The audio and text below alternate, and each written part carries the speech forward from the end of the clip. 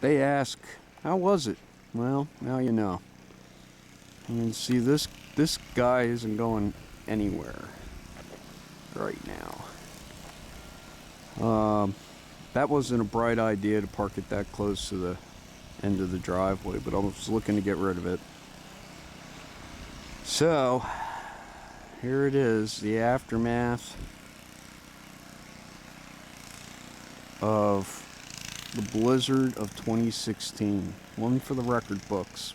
This is by far the worst I've seen since '94. So we'll leave with this guy clearing away the snow.